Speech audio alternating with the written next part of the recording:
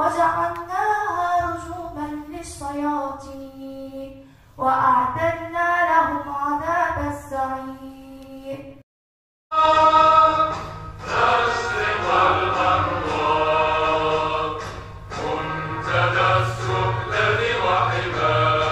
إذن بسم الله الرحمن الرحيم.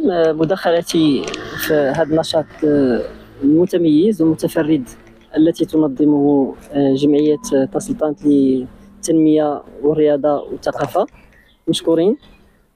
مداخلتي تهدف إلى بالدرجة الأولى إلى تهيئ تلاميذ المقبلين والتلميذات المقبلين المقبلات على امتحان الجهوي لسنة الثالثة إعدادي. وكما تعرفوا جميعا ان تيكون شويه ديال التخوف، تيكون هواجس، تيكون اسئله، تيكون واحد شويه ديال الحيره عند المتعلمين.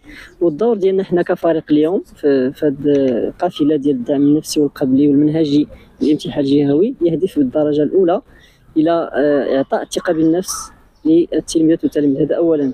ثانيا اعطاؤهم ادوات واليات للاستفاده منهجيا لكيفيه التعامل مع هذه المرحله اللي هي مرحله الامتحانات.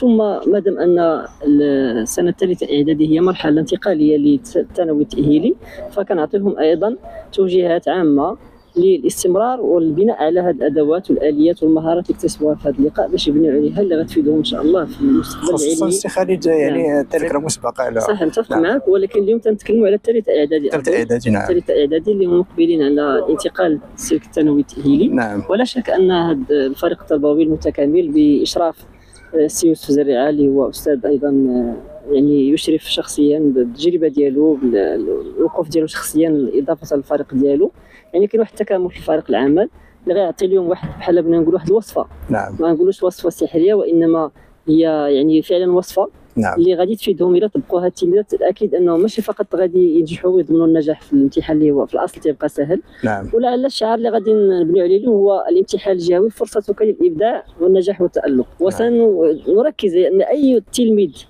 في هذه القاعه اليوم واي تلميذ راه بامكانه ان يكون متميزا وناجحا ومتفوقا، ماشي غير في الامتحان وانما في المستقبل العلمي الى تبع هذه النصائح والتوجيهات التي ستقدم لهم. المداخله ديالي ستكون على شكل كيف تراجع للامتحان الجهوي بطريقه ذكيه وفعاله. نعم. وهنا غادي نعطيهم بزاف ديال ان شاء الله ديال التوجيهات، وكاين قصص، وكاين ايضا تفاعل مع مع التلاميذ والتلاميذ، وكاين واحد اللعبه غادي نديروها اللي غادي تبين لنا ان عندهم ذكاءات متعدده، وبان ما كاين فين بيناتنا حتى شي واحد اللي هو ناقص، يعني نعم. ان كلهم اذكياء، كلهم عندهم مهارات، خصهم هذيك الثقه بالنفس هي التي تنقص العديد من التلاميذ. مع متمنياتي للجميع بالتوفيق وشكرا جزيلا. شكرا سي خالد. نذكر مره اخرى بانكم مفتش تربوي واستاذ في اللغه الانجليزيه. شكرا سي خالد.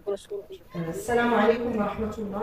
نرحب بالساده الاساتذه كل واحد باسمه وصفته، ونشكر على هذه الالتفاته القيمه.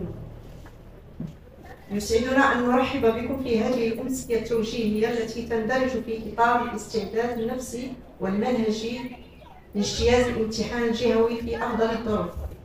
أغتنم هذه المناسبة لأتقدم بجزيل الشكر والامتنان إلى جمعية تسلطنت للتنمية والرياضة والثقافة المسيرة للدافع لباطة تسلطنت على مجهوداتها المتواصلة وحرصها الدائم على توفير كل ما يلزم لتهيئة الظروف النفسية لفائدة التلميذات والمتمدرسات سواء على المستوى النفسي والاجتماعي أو الدراسي.